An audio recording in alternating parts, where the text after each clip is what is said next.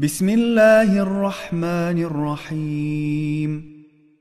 يا ذا الجود والإحسان، يا ذا الفضل والامتنان، يا ذا الأمن والأمان، يا ذا القدس والسبحان، يا ذا الحكمة والبيان، يا ذا الرحمة والرضوان، يا ذا الحجة والبرهان، يا ذا العظمة والسلطان، يا ذا العفو والغفران، يا ذا الرأفة والمستعان.